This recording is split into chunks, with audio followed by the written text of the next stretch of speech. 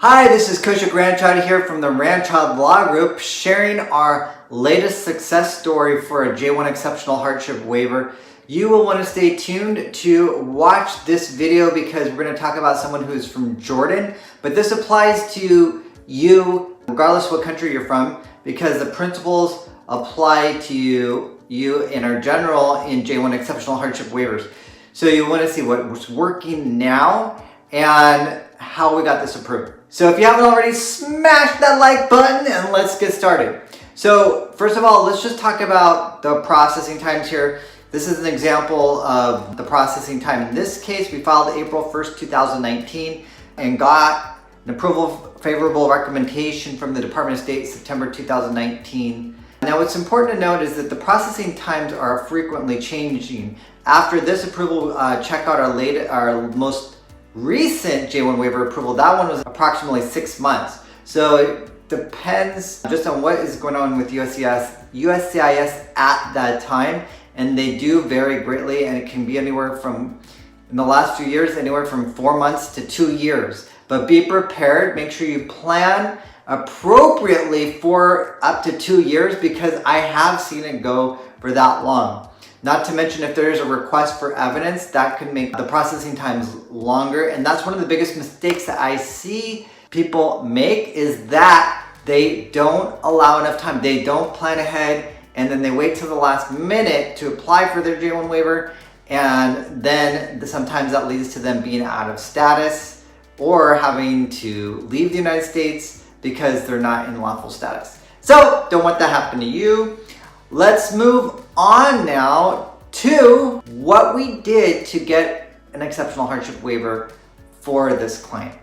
So as I mentioned earlier, the applicant was from Jordan, the spouse is a US citizen. Now this is important to note on how you qualify. You have to have the basic requirements is you have to have a spouse who is a US citizen or a permanent resident, or a child who is a US citizen or permanent resident. And this differs from other types of hardship waivers such as I-601A, where you have to be a child of a US citizen. Here you can have a child who's a US citizen to qualify.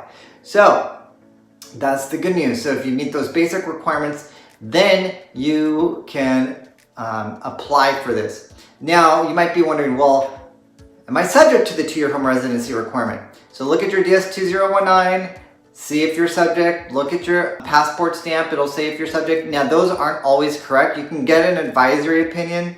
However, they tend to err on the side of saying you are subject, just so you're aware of that. Now, you might be subject because you're on this country's skills list, you are receiving graduate medical training because you received US government funding, such as the Fulbright program, or you receive funding from your home country. So there are other types of waivers. We're going to discuss primarily the exceptional hardship waiver here, but I do want to point out, because I see this mistake too many times. Yes, too many times. I don't want you to see this mistake from you, is that people are applying for no objection waivers when they have US government funding. Most of the time that's not going to get approved. So, don't waste your time doing it because you want to look at the J1 exceptional hardship waiver as an alternative to that.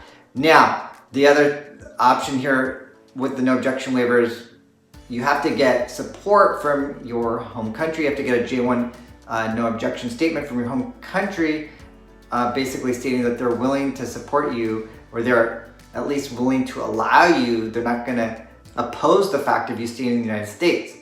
Now, if they're not willing to do that, then you need to apply for a J1 no exceptional hardship waiver as well.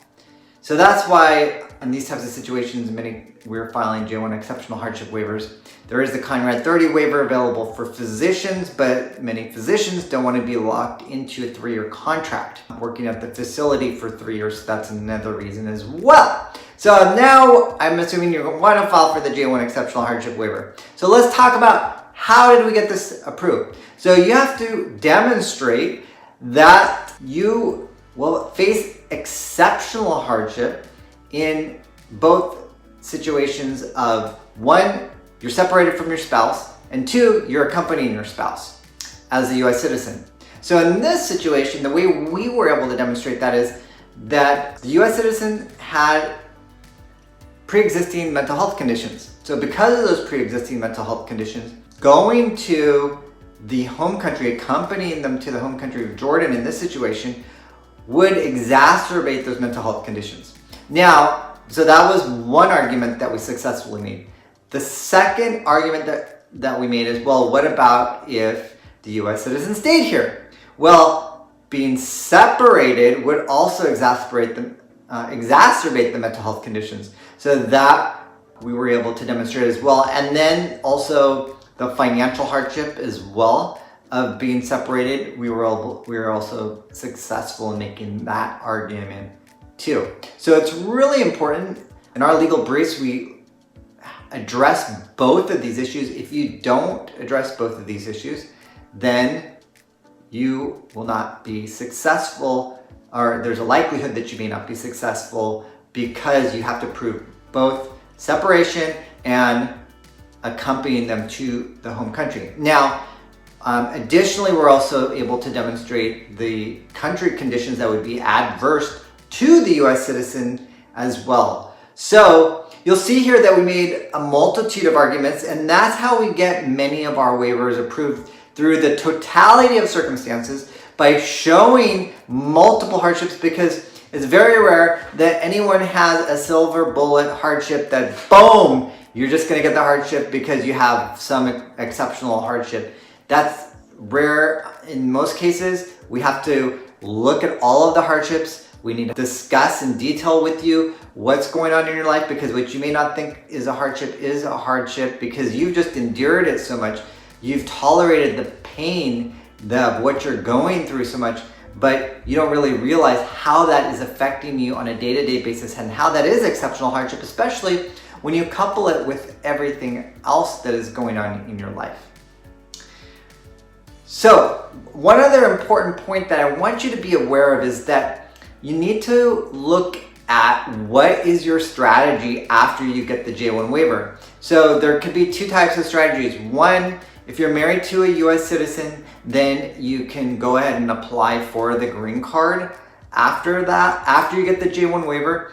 Or if you are, let's say you have a US citizen child and you're applying based on that, qualifying relative. Well, in that situation, you need to make sure that you have either a work visa, such as a H-1B visa, that you're going to apply for, or employment-based green card that you can apply for, because sometimes people think that the J1 waiver in itself is a lawful status. It's not a lawful status. So let's make sure you're prepared, that you're strategizing, that you know what you're gonna do after you get the J1 waiver. Because for instance, if you have an H-1B situation where you need to work while you're on H-1B, you need to make sure that you have an employer who's going to be willing to sponsor you. So it really takes planning in the beginning to make sure that you're gonna make sure you have all of your ducks in a row. And if you have a great plan, then you can be successful in getting your waiver and getting your green card. That's totally possible. And I invite you to contact us if you have questions, and submit your comments below. Smash that like button. And I want to thank you for tuning in. You are amazing for bettering yourself by watching this video, educating yourself. And let me know also in the comments if you have a video that you would like to be seen on this channel as well. Bye for now.